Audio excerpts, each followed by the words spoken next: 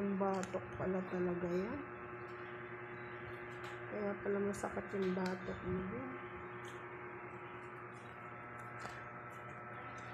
Batok pala.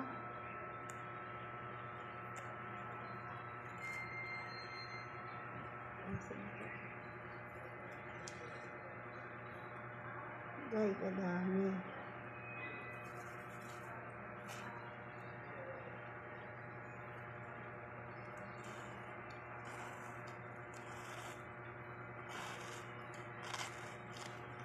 Gunting po. Okay lang yan.